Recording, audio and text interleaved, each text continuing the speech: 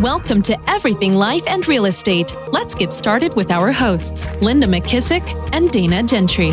Hi, everyone. Welcome to Everything Life and Real Estate. I'm Linda McKissick. And I'm Dana Gentry.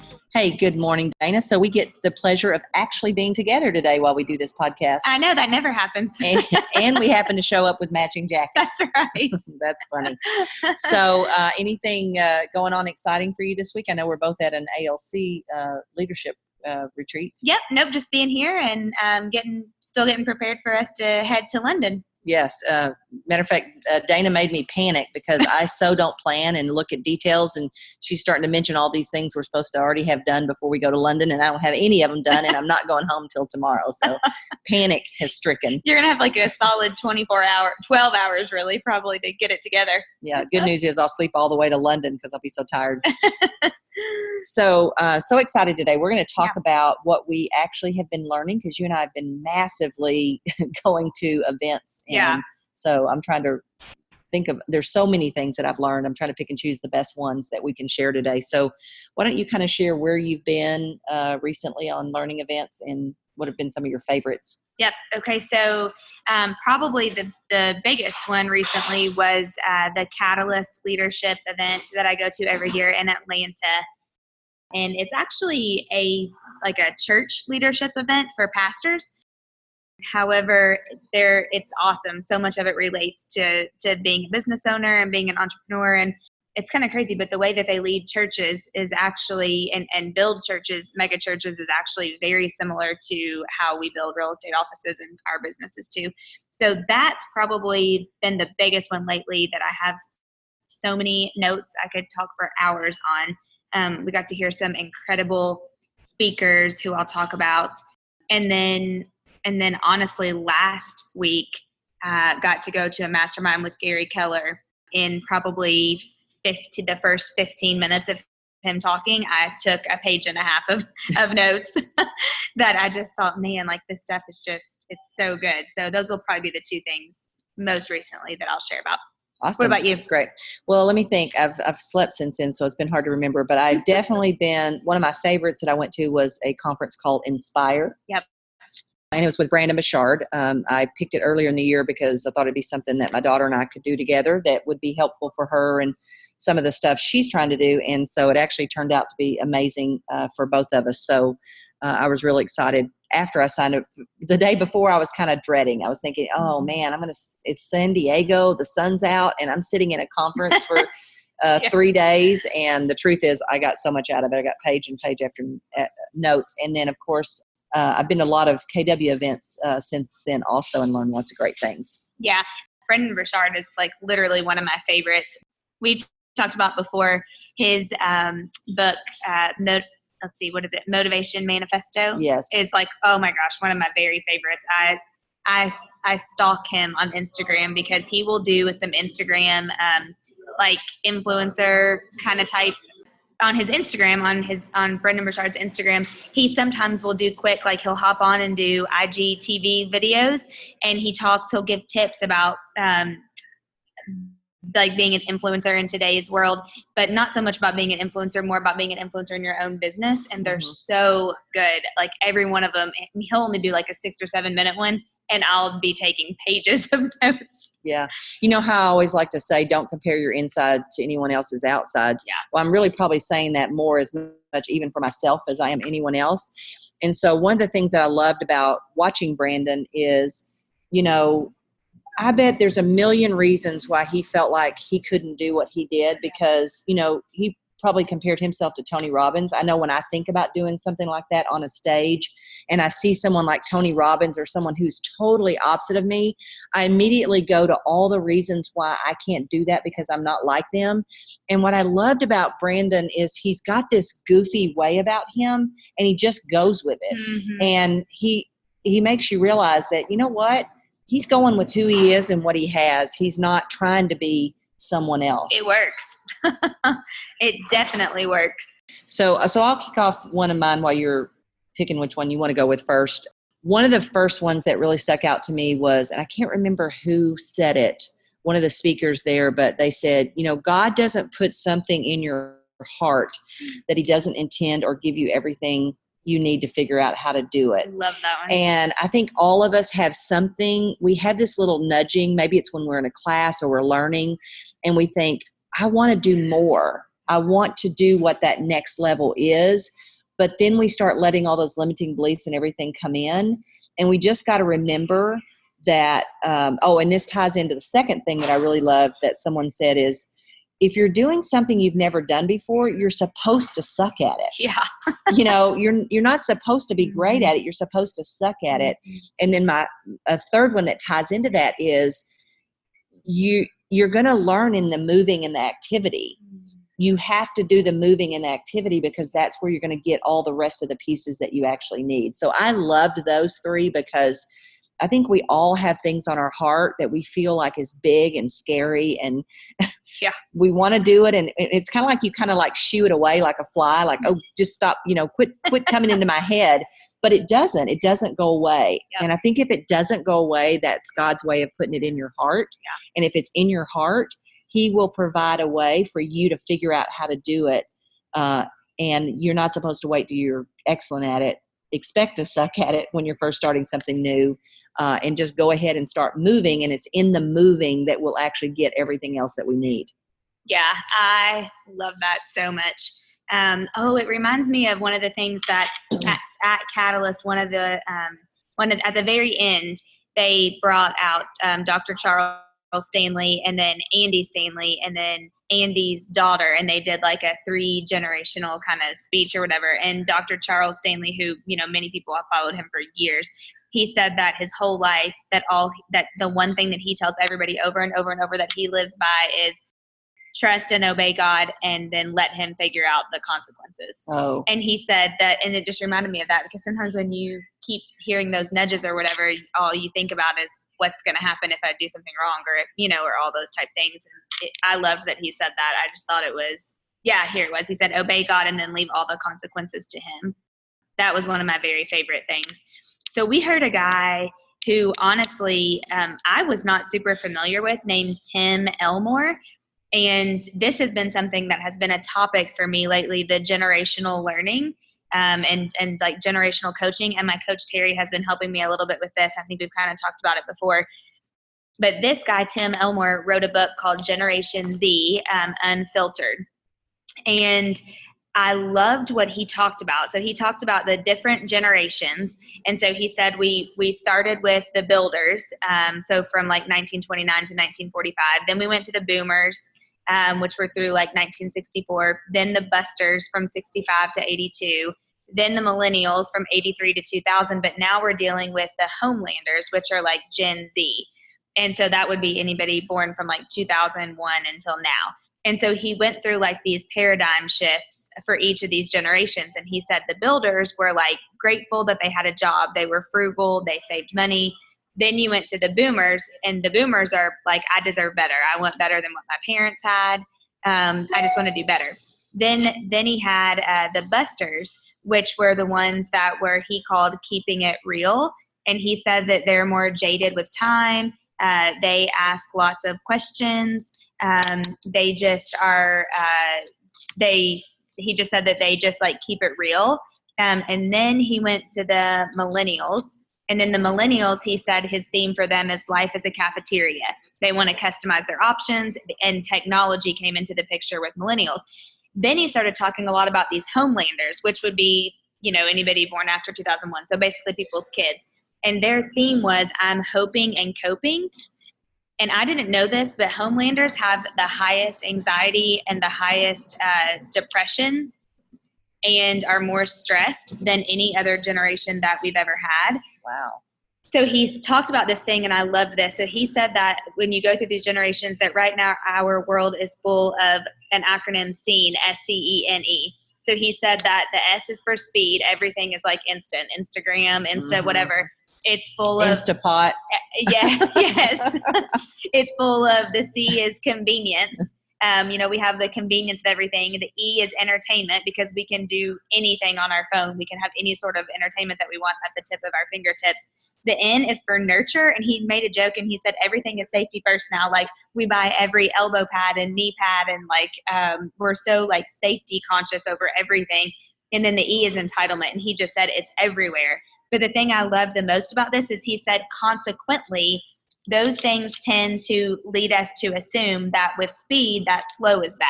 With convenience, that hard is bad. So I'll just jump to something else because this is too hard.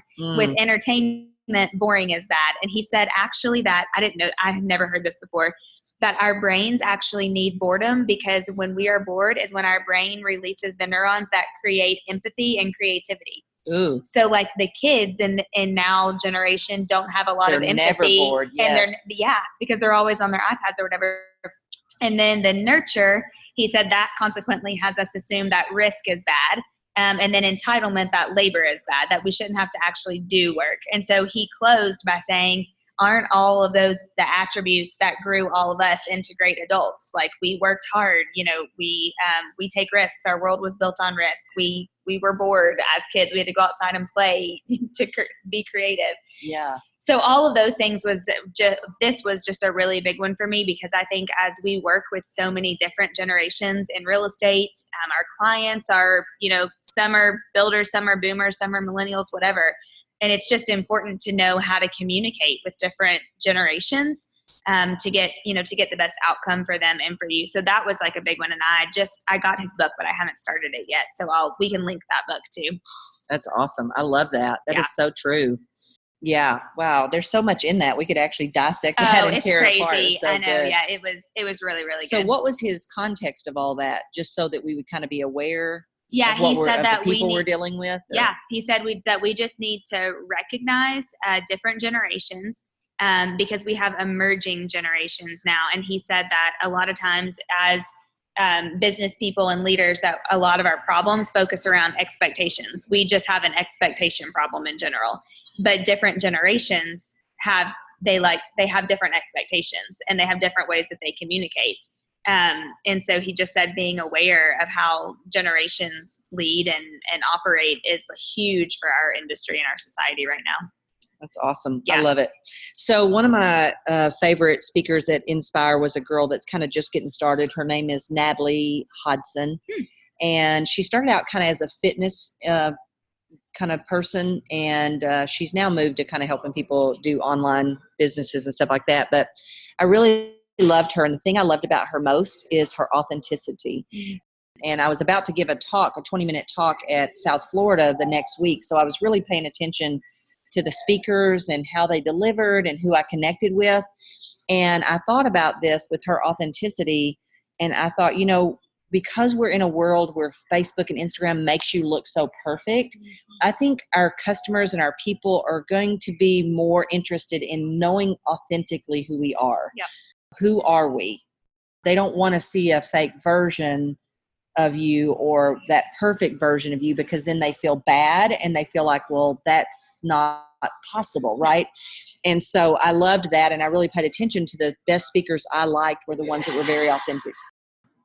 Yeah, so my favorite speakers were the ones that were really authentic and genuine. And I think as a society, one of the things I said in my talk in South Florida is we're one of the most connected societies, and yet we're the loneliest group of people. Oh, yeah. And that reminds me of one of my other thoughts that we had that I liked was people are wired for connection. Mm-hmm. So we need to remember that in a world where we're going to be internet-based and doing a lot more with technology, that people are wired for connection and they're craving that connection. I love that. You just walked right into my next one too. That's so funny. I love how we always do that.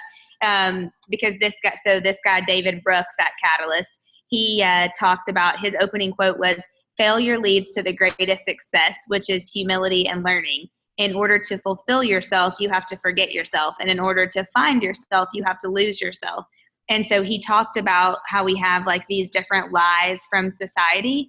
And he said that because of those lies, we begin to value things the wrong way. And so he said that we begin to put productivity over people and time over connection. And I thought that was so true, because I was just thinking about how we really, truly don't connect with people like we should. And even relating that to real estate agents and how Gary Keller keeps saying we got to go back to the basics. It's all about the relationships. Kind of like your friend Terry talked about on one of our previous episodes, and how she's built her business on relationships. if we just would take care of our people and connect with them and really bring back the connection, I feel like that is, I mean, it's the key to everything. He said right now the stat is 55% of people say that no one knows them really well, which blew my mind. Well, and that reminds me, I heard years ago that Oprah said in all her years of doing interviews, the number one thing that she discovered is people just want to be understood. And in Fierce, it talks about people want to be understood, not interpreted. And so I think we walk around and we interpret people rather than truly try to understand them. Yep. He said something like that. He actually said, and then this was another one that kind of blew my mind. Well, kind of, but not really. But only 32% of people in the United States right now will say that they actually know their neighbor. Oh, gosh. Oh, I know. I say the bigger my house gets, the less I know my neighbors. It's crazy. So he said he had a quote that I really liked, because he said a lot of times that the reason we don't connect with people is because we're uncommitted. Like we don't want to commit to letting somebody in or to knowing somebody. And so he said, if you are uncommitted, that you are unremembered. And I thought, man, that's so true. Because if you won't commit to let people in or to know you, then you're unremembered by people because you don't ever form that connection with them. He was another really, really good one. Do you feel like sometimes you get the same message 500 different ways Yes. and you think, okay, what is the meaning here for me? Because I'm getting this message over and over and over and over again. Yep. Always. Yeah. It's like you hear it, then your Raz, like then you now you find it everywhere. Yeah. Yeah. Absolutely. Yep.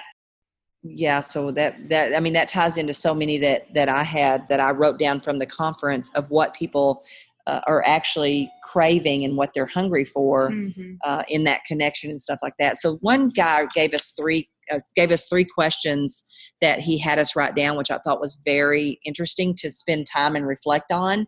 And one is to ask yourself, what am I going to do with the rest of my life? Ooh.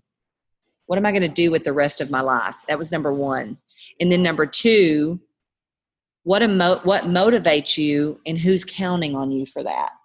So what motivates you and who's counting on you for that? Because I think sometimes when we have a desire or something that we're motivated by, we're so familiar with the thought that we begin to think that nobody cares about it. Yep. And there's people out there who need whatever that is that motivates us and that we really, really care about. Yep. So that was really big. And then the third one was, where do you need accountability? Because if we're not building in that accountability, there's lots of things that we're actually not accomplishing because we're not willing to go ahead and either pay for the accountability or find the accountability, find people. I said this yesterday in a class that I taught. If you're not around people who really, really care about your success or who really want to succeed themselves, then you're cheating yourself out of an environment that actually allows you to be your biggest and best self that you can be. Because so true. To me, how much time, Dana, do you and I get inspiration from people who have big lives that inspire us to do it, and then hopefully we inspire other people to do it. Totally. And so I think we don't pay attention to who we're around. I know we've heard the saying forever, you're the sum of the 5 people you hang around. But your environment of not being around people who care about whether you hit your dreams and your goals or you're continually going after them, and not surrounding yourself with other people who have big dreams and goals, is cheating yourself of some personal accountability. That just made me think of something that I actually do not have in my notes, but a conversation that I had with a friend.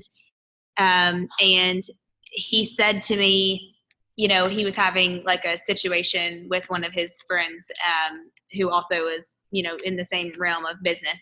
And he basically said to me, I don't know whether something's going on with that person or whether I've grown so much in the last year that I've outgrown this friend.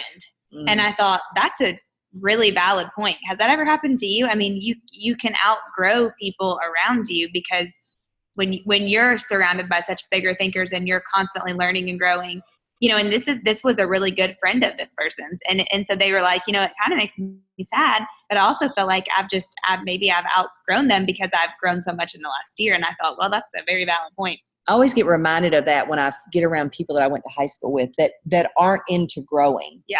You don't really see the gap until you get around people who aren't into growing. And then all of a sudden you go, what's wrong? Something doesn't feel right here. And what it is that big gap between, because we've said this many times, but if you're not growing, you're actually moving backwards because the rest of the world is moving forward.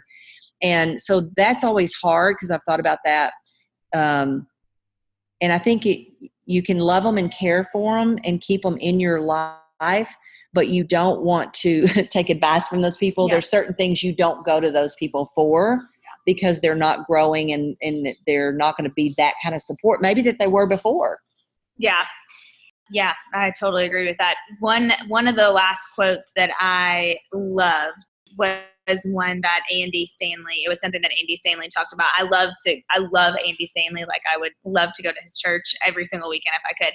But he talked about discipline and priorities. And so his opening quote was, "We don't drift in good directions. We discipline and prioritize ourselves there." And I thought, man, that is so true. Okay, he said, "We don't drift in good directions.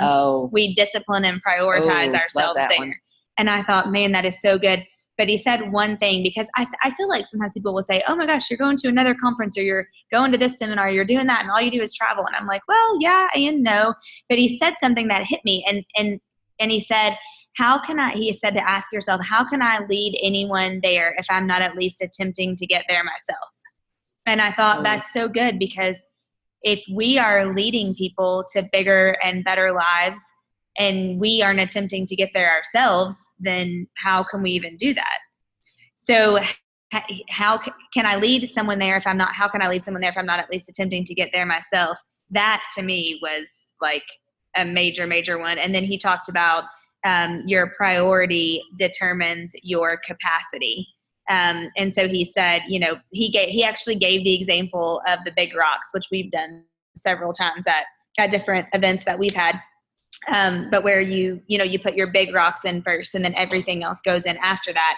And so he just said, we need to really identify what are we putting in first, and what are those big rocks, because our priority determines our capacity. And when we do that, we'll actually be more productive, less stressed, and all those other things that consume a lot of our time, won't consume us. He kind of went deeper just to talk about, he said, you cannot serve God and blank. And so he said, like, whatever you're serving, whether that's goals or money or, your friends or bad decisions or whatever, you can't serve both. So he went in and talked a lot about just, who are you serving? And I loved one thing he said, let me see if I can think. He said, don't worry about your life, because what you worry about becomes your second master, and you can only have one master. Oh, love that one. I know that one about hit me between the eyes and the forehead. So he said, think about what you're serving, and you can only ever have one master. And yeah, I took pages of stuff from Andy Stanley. He just was awesome. He crushed it. That's great. So Dana, I think we're about out of time. Is there any last final thought, or I know we have pages and pages of thoughts here. Is there any one final thing that you would like to leave everyone with that you really found was a powerful one? If I'm going to give mine, and then if you you go first, and let me. Have you got another one? So one of the things that stood out to me, this was something I observed at the conference, because everybody on that stage, looked like an overnight success. And yet they had been working years and years to get where they were. And one thing that really stood out to me was they never took no as a face value, I should stop. And a lot of times when we face obstacles of anything big we're trying to accomplish in our life, when we get to no's, or we get to too many no's, or if someone that's a big, powerful person tells us no, we stop. Yep.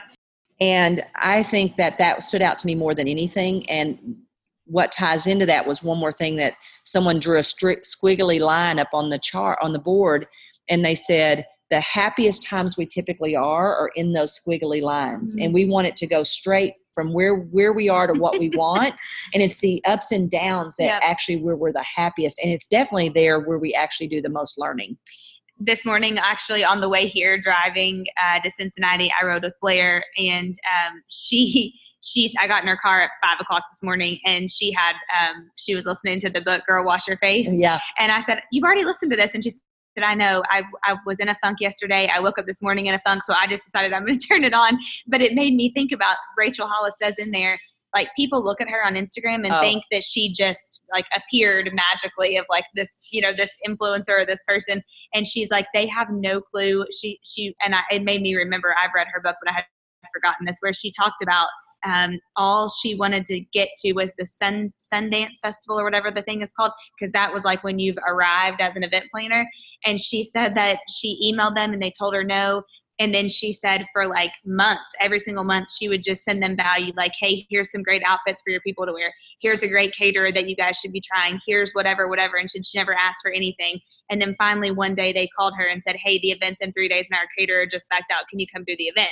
And she's like, oh my gosh, but absolutely. So then after that, she talked about how it took like she did, 4 years of something else, and then 8 years of something else, and then 10 years of being on Instagram, or whatever. Yeah, she was one of the speakers there, and she's the one that I mainly was talking about on this too. But she also said that she loves it when someone says to her, oh my gosh, isn't it wonderful that your first book is such a success? She goes, this is number 7. Yeah. This is book number 7. And I think we don't see that. Yep. And so we want to give up in the struggle instead of realize that the struggle is part of the journey and it's part of getting to the success. Yeah. I love everything she does. I think her stuff's so good. Okay. I would say the last final thing I would add was something really short and simple from John Maxwell. He like Zoomed in. He wasn't at the event, or he was on like video or whatever chat. But he said something kind of with what you opened with, talking about like our callings. And he said that there's 2 different definitions. There's the finite game, and then there's the infinite game. And he said with a finite game, there's a finish line. With an infinite game, there's no finish line. And he said, so live until you die. And the best ways to do that are to be teachable, stay faithful, and consistency compounds. And he said, if you can remember those 3 things, like you're good. Follow your calling and remember those 3 things. And I thought, well, that was simple and easy to remember. I love it. I can't wait, because you and I are about to get about 3 or 4 days of John Maxwell. I can't wait. So, okay, remember, if you have a question or an obstacle or something you would love for us to discuss on the podcast, just submit it to us at info@lindamckissick.com or Instagram at #everythinglifeinrealestate. And we'd love for you guys to subscribe to our podcast so that you get these automatically. And we would really appreciate you leaving a review on whatever your favorite podcast platform is. The best compliment you can give us is sharing this with a friend. So if you know another person that you feel like would get value, please pass our podcast along. And remember, if you got something you'd like for us to discuss, the more detail you give us, the more we're going to be able to help you on the podcast. So we thank you for those of you that have submitted questions and topics to us. I just want to say thanks for joining us today. And Dana, I'll see you in London. That's right. I'll see you there. Be sure to subscribe for more business strategies and tactics to inspire you to live an abundant real estate life. Don't forget to rate and review so we can bring you the best content. Find this and other valuable information at everythinglifeandrealestate.com.